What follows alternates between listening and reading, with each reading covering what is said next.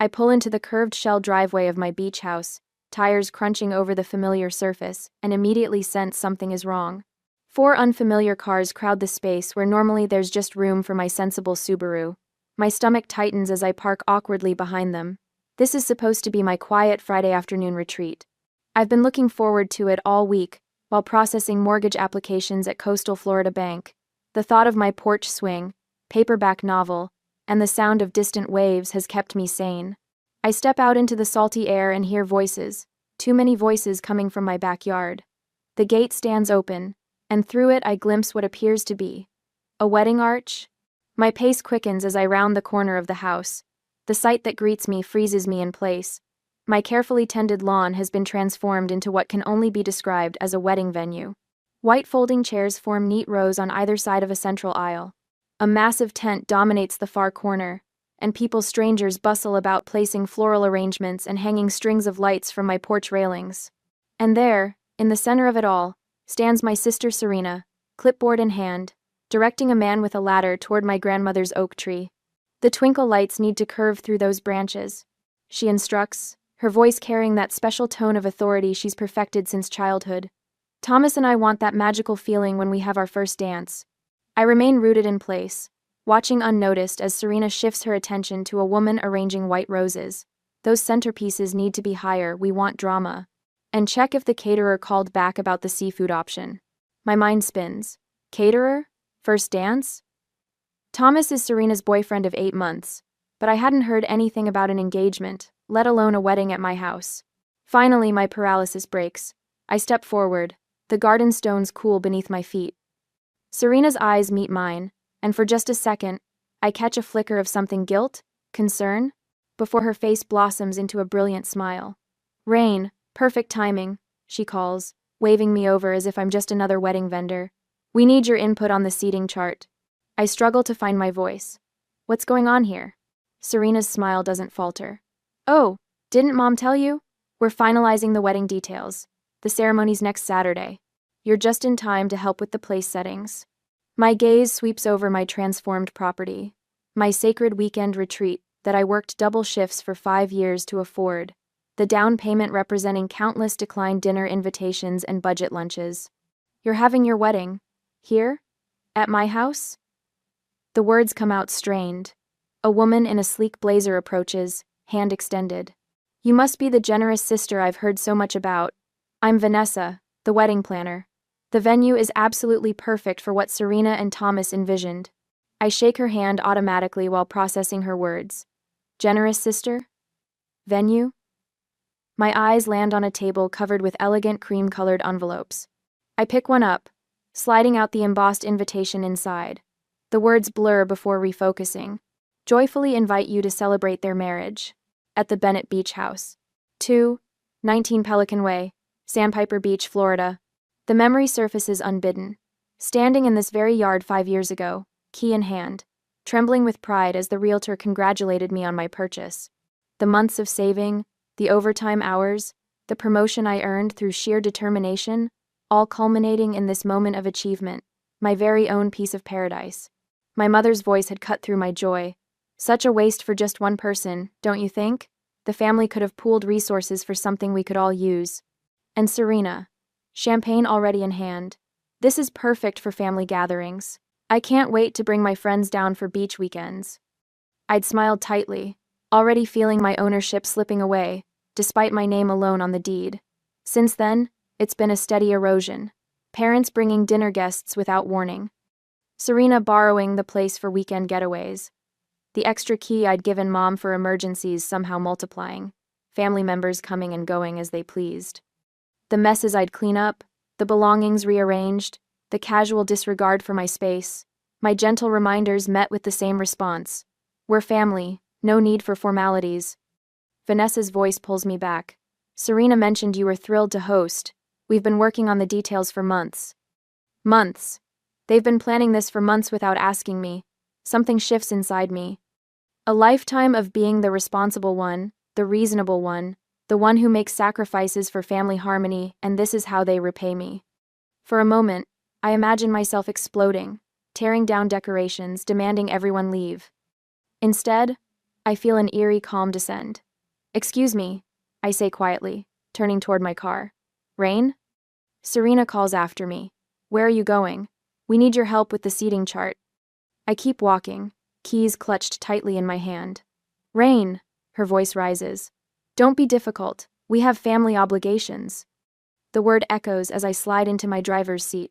Obligations. Always my obligations to them, never theirs to me. As I pull away, I catch Serena's frustrated expression in my rearview mirror. For the first time in years, I don't feel the familiar weight of guilt.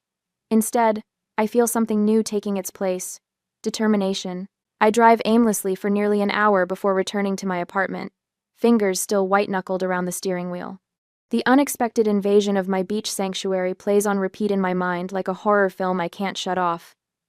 Inside my apartment, I drop my purse on the kitchen counter and collapse onto the sofa. My phone buzzes incessantly, 3 missed calls from Serena, 2 from Mom, and a text from Dad that simply reads, "Call your mother." Instead, I open my laptop and type Serena Bennett wedding into the search bar. My stomach lurches as results flood the screen. Serena's Pinterest board appears first. Beach house dream wedding created 8 months ago. 8 months of planning, without a single conversation with me. I click through to her Instagram. A post from 3 weeks ago shows her and Thomas toasting champagne on my porch. The caption reads, "Final venue walkthrough at my amazing sister's beach house. Can't wait for our 150 guests to experience this paradise. 3-day celebration. Generous sister. Blessed bride." Comments from relatives pile beneath. "So wonderful of Rain to donate her beautiful home. So, that's what family is for. What a selfless sister you have." My temples throb. Donate? I never donated anything. A notification pops up, a private message from Thomas, Serena's fiancé. "Rain, I'm sorry about all this. I told Serena we should ask you properly. This wasn't my idea." I stare at the message, unsure how to respond. My phone buzzes again. "Mom? Hello?" I answer, my voice tight. "There you are. What on earth were you thinking driving off like that?" Serena is beside herself.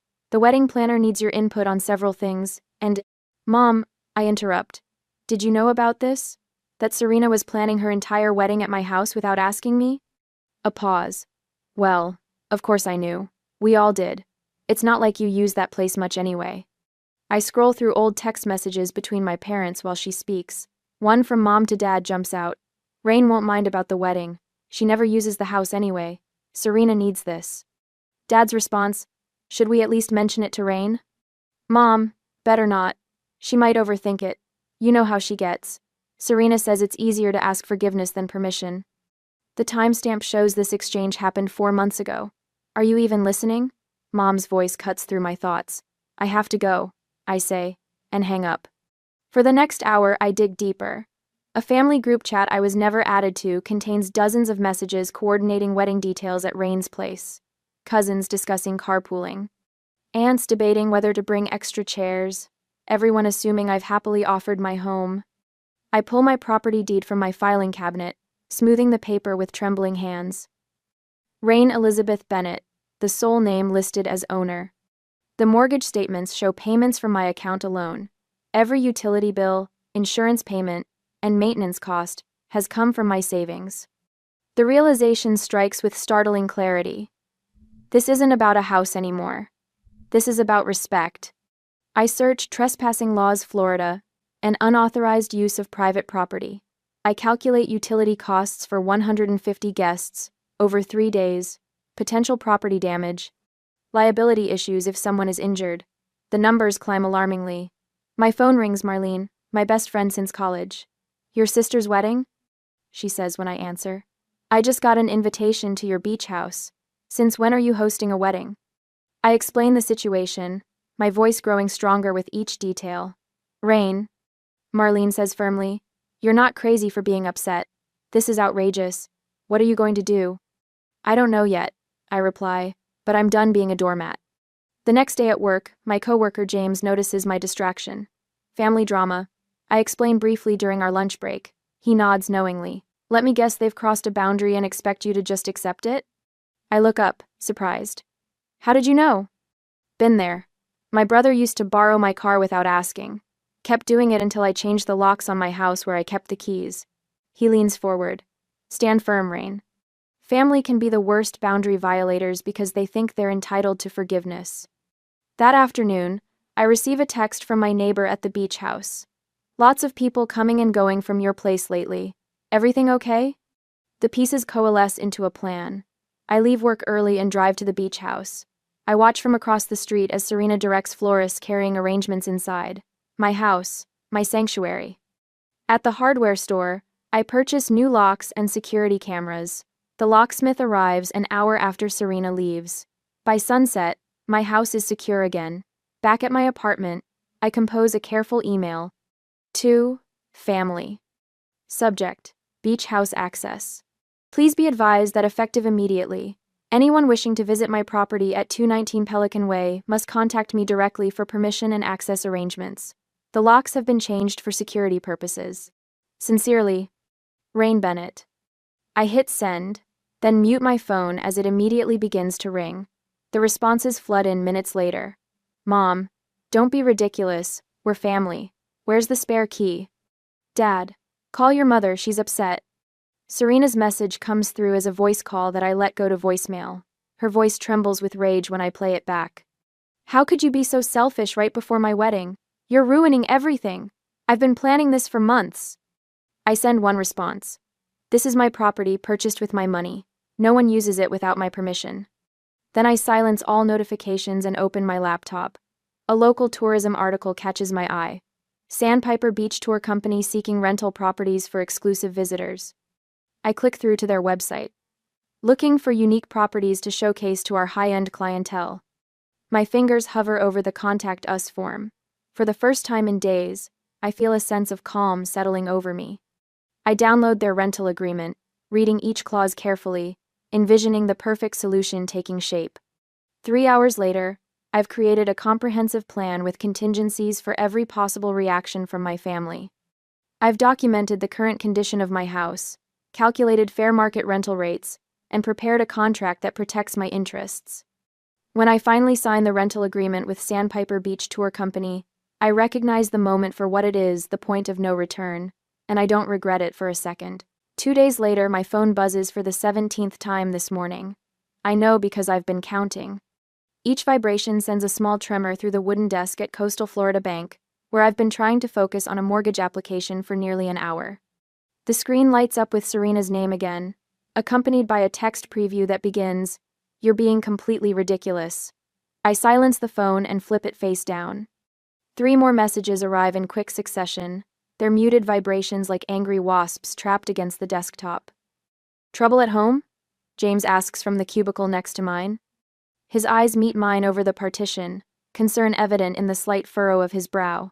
My family discovered boundaries exist, I say, surprised by the steadiness in my voice. They're not taking it well. The elevator chimes, drawing my attention to the bank's main floor. My stomach drops. Mother strides across the marble tiles, her purposeful gait and rigid shoulders broadcasting her mission to anyone watching. She's wearing her church committee outfit, blue linen pantsuit, pearls, formidable pumps. She wouldn't, I whisper, but of course she would.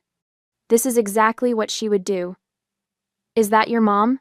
James whispers, sinking lower in his chair. I stand before she reaches my desk, intercepting her near the water cooler. Mother, this is my workplace. And apparently the only place I can reach you, she says, voice pitched to carry just far enough that nearby colleagues pause their typing. Since you've decided to ignore everyone's calls and change the locks without warning. The old Rain would have immediately guided her to the break room, desperate to minimize the scene. Instead, I feel a strange calm settle over me, like stepping into cool water. We can talk after work, I say. I'll meet you at Bayside Cafe at 5:30. Your sister is devastated. The venue was perfect. Do you understand what you've done? 5:30, I repeat, my voice lower but firmer. Or not at all. She blinks twice, the gesture almost comical in its surprise. Without another word, she turns and leaves, her heels striking the floor with diminished authority. James whistles low when I return to my desk.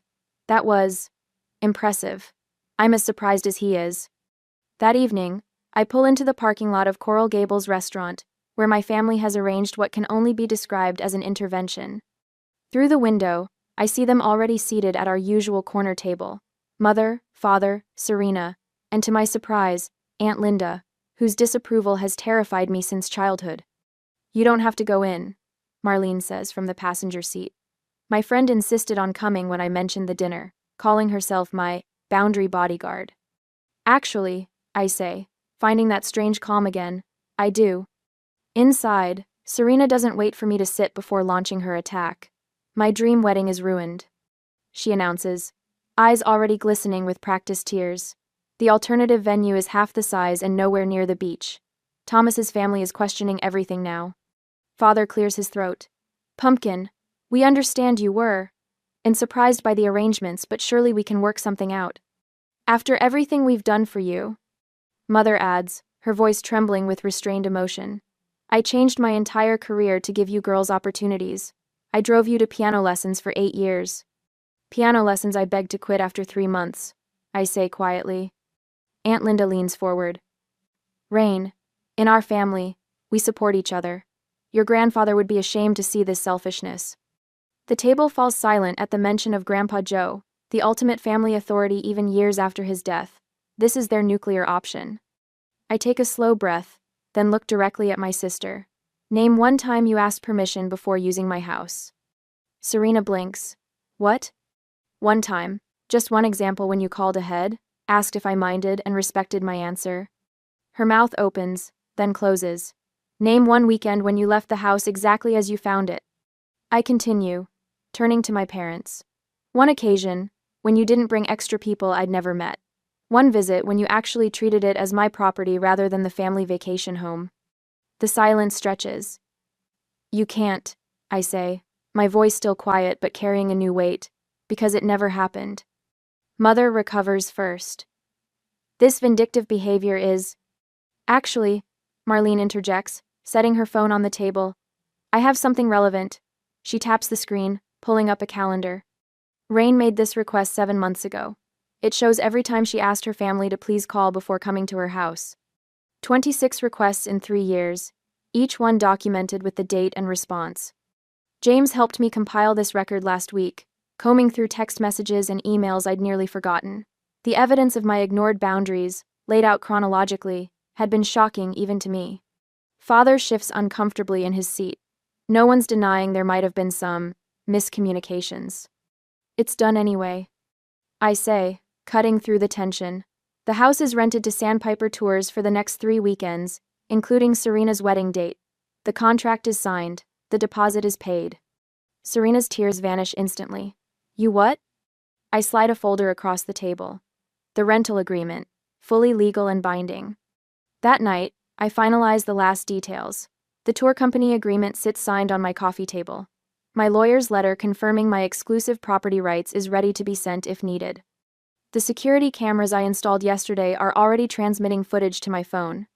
Thomas's text arrives as I'm preparing for bed. "I respect what you're doing, even though I can't say it publicly yet. This wasn't right from the beginning." For a moment, doubt creeps in. Am I being too harsh?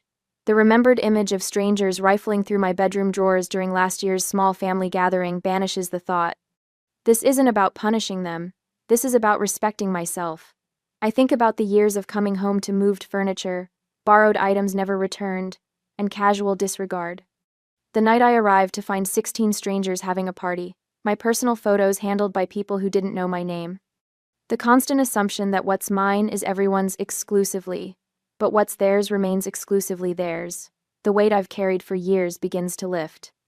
For the first time since buying the beach house, I feel like its true owner. Tomorrow might bring more confrontations, more tears and accusations, but tonight I am certain, this is what freedom feels like. For the first time since discovering the wedding plans, I sleep soundly that night, no longer tangled in bedsheets damp with anxiety, sweat. The realization comes in the morning sunshine. Their reactions only confirm I'm making the right decision. This house was always mine, never theirs.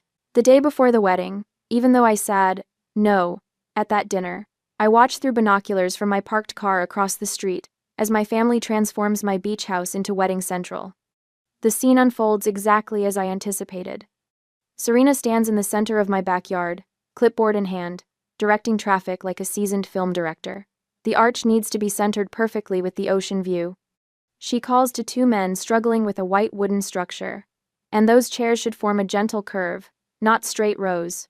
This isn't a high school graduation. Ahem.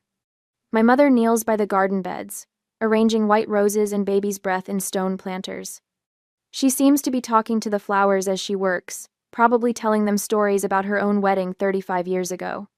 Dad follows behind a caterer, nodding at everything the man says while occasionally checking his watch. I check mine too. 3, 2, 1. Right on schedule, a white van with coastal Florida tours, emblazoned on the side, pulls into my driveway. 2 more vehicles follow, parking behind it. 7 uniformed employees exit the vehicles, clipboards and equipment in hand. Through my binoculars, I can see the exact moment confusion ripples across my family's faces. The tour manager, a tall woman with silver hair pulled into a professional bun, approaches Serena with an outstretched hand. Even from this distance, I can read the body language. Serena's spine stiffens. Her head tilts in that particular way it does when something isn't going according to her plan. I start my car but don't drive closer. Not yet. My phone buzzes with a text from the tour manager. We've made contact. Contract presented as instructed. I imagine the scene. The manager showing Serena the legally binding document with my signature dated 3 weeks ago. The reservation for a corporate retreat starting tomorrow morning, with setup scheduled for this afternoon. Exclusive use of the property for the entire weekend. My phone erupts with calls. Mom, Dad. Mom again. Serena. I let them all go to voicemail. This moment has been carefully choreographed, and I won't disrupt it by engaging too early.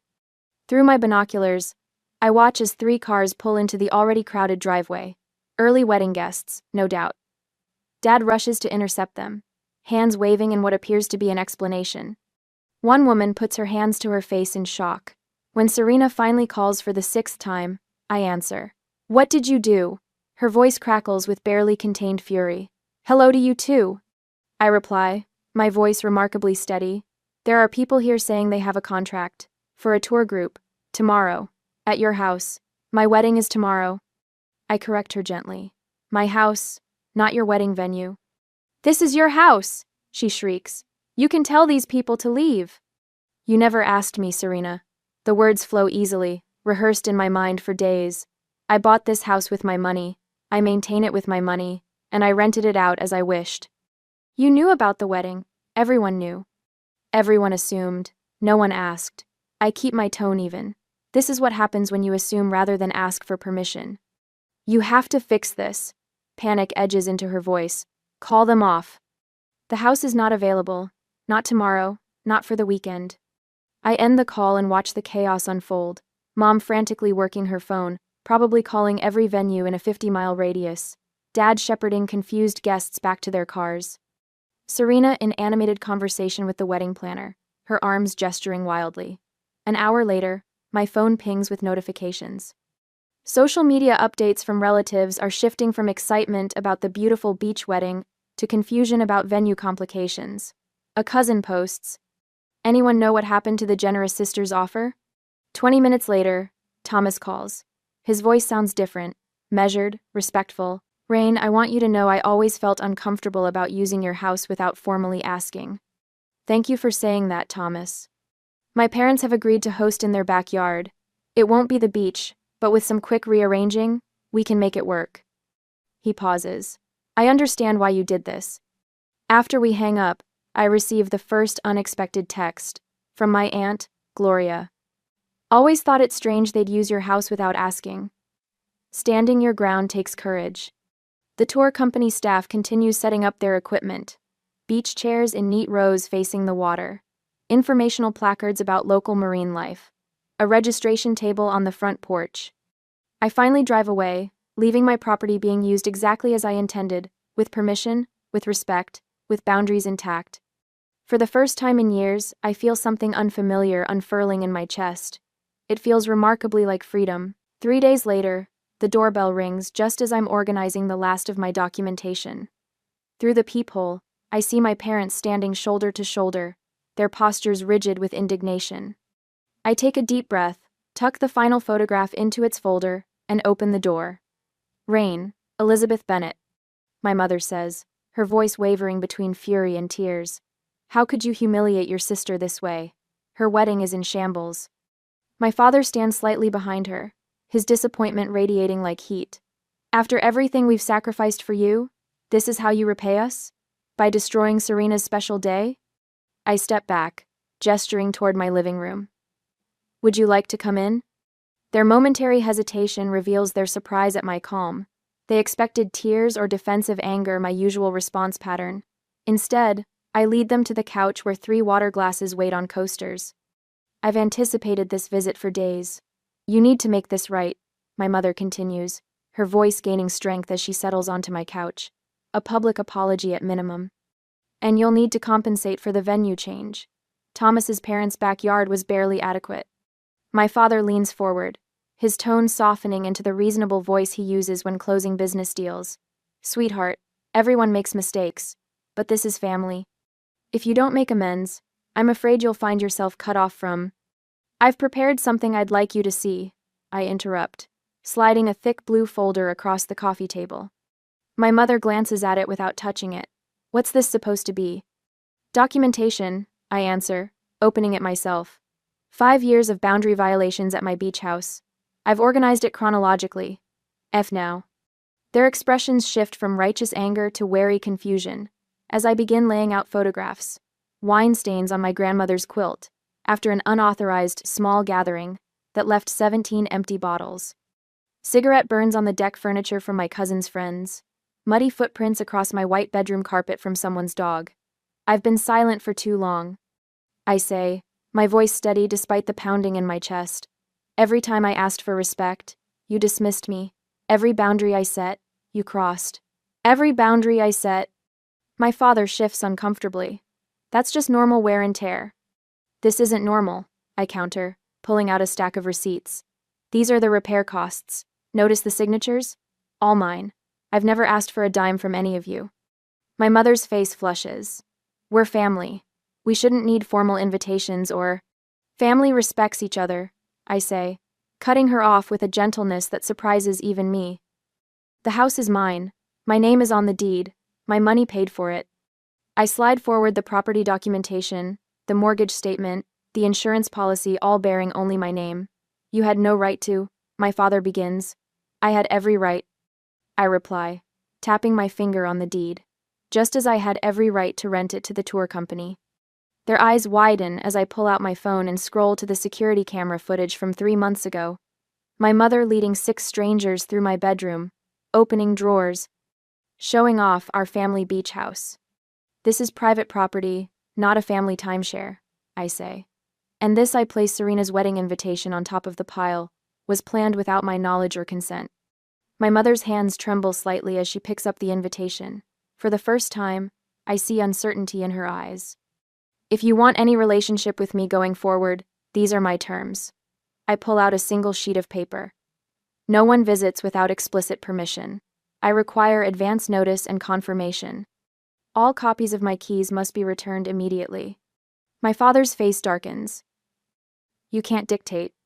I can and I am, I say, meeting his gaze. These aren't requests, they're requirements. The silence stretches between us. My mother stares at the evidence spread across the table, the physical manifestation of years of disregard. I never saw it from your perspective, she finally whispers, something genuine breaking through her defensive shell. My father rubs his face, suddenly looking older. We didn't think. It wasn't our intention to. Intent doesn't erase impact, I say, gathering the documents back into the folder. I love you both, but I won't compromise on this anymore. The power shift is palpable in the room. Their manipulation tactics, the tears, the guilt, the threats of exclusion lie useless between us like spent ammunition. My father reaches into his pocket and places a key on the table. My mother hesitates before adding hers beside it. Serena has one too, my mother admits. I nod. I'll get it from her. She won't take this well, my father warns. That's not my responsibility, I reply. As they prepare to leave, my mother pauses at the door. Will you come to Sunday dinner next week? I meet her eyes steadily. I'll let you know by Thursday if I'm available. Something passes between us, a new understanding. She nods once, accepting this small but significant shift in our dynamics. After they leave, I stand in my quiet apartment, my heart racing not with anxiety but with a strange, unfamiliar lightness. For the first time in years, I feel the weight of their expectations lifting from my shoulders. I pick up the keys they left behind, symbols of a boundary finally respected, and place them in my desk drawer. The battle isn't over. Serena will be harder to convince than my parents, but for now, in this moment, I've reclaimed something essential. My house, my boundaries, my life. The morning sunlight spills across my deck as I settle into my porch swing, coffee mug warming my hands. 6 months have passed since the wedding debacle, and my beach house feels truly mine for the first time. No unexpected visitors, no rearranged furniture, no apologetic texts about borrowing the place for the weekend. I run my fingers along the new cushions I chose last month, soft teal fabric that reminds me of the ocean at midday. The bookshelves I installed now hold my favorite novels instead of Serena's forgotten magazines. Wind chimes tinkle softly from the corner of the porch, a sound that has become synonymous with peace. This is what home should feel like, I whisper to myself, watching a pair of sandpipers dance along the shoreline. My phone buzzes with a text from James at work. Congrats again on the promotion. Bank's lucky to have you in charge of the commercial loan division. The promotion came after I pitched my own restructuring plan, instead of letting the VP take credit for my ideas. Something shifted inside me that day in the conference room when I said, "Actually, I developed this strategy and would like to present it myself." The confidence from standing up to my family spilled into every aspect of my life. Last Saturday, I had dinner with Mom and Dad for the first time in months. The conversation felt stilted at first, but they respected the boundaries I'd established. Dad asked before helping himself to more water. Mom called yesterday to thank me for coming rather than assuming we'd meet again this weekend. Some relatives still don't understand. Aunt Patricia insists I'm holding a grudge, while Uncle Steve maintains family should have unlimited access to each other's homes. I've accepted that not everyone will adapt to the new normal. Thomas, surprisingly, calls occasionally. After marrying Serena at his parents' garden, which turned out beautifully despite the last-minute change, he seems genuinely invested in building a respectful relationship. Your sister is learning, he told me last week. Slowly, but she's trying. Ender. My doorbell chimes at exactly 11 o'clock. Serena stands on my porch, hands clasped nervously in front of her. Thanks for letting me visit, she says, waiting for me to invite her in. We walk to the kitchen where I've prepared a simple lunch. She notices the family photos I've rearranged on the wall still present, but no longer dominating the space. I like what you've done with the place, she offers, settling into a chair I gesture toward. Our conversation meanders through safe topics until she finally says, I never really thought about how we treated your house before. I just assumed that it was partly yours? I finish. She nods, examining her sandwich. I'm sorry. The words hang between us, fragile but sincere. At 4 o'clock, Intino, she glances at her watch and stands. I should go. Thank you for respecting my time, I tell her, walking her to the door. Her smile is tentative but genuine. This was nice. Maybe we could do it again sometime? I'd like that, I reply, surprised to find I mean it. Later, sitting on my deck with Marlene and 2 new friends from my pottery class, I pour wine into mismatched glasses. We laugh as the sun begins its descent, painting the sky in vibrant oranges and pinks. My phone lights up with a text from Serena. Thanks for having me over today. Looking forward to next time with permission, of course. I smile, setting down my phone to rejoin the conversation. The boundaries I've built haven't shrunk my world as I once feared. They've expanded it, creating space for relationships based on mutual respect rather than obligation. The ocean breeze carries the scent of salt and possibility as evening settles around us. For the first time in years, I feel perfectly at home in my own life.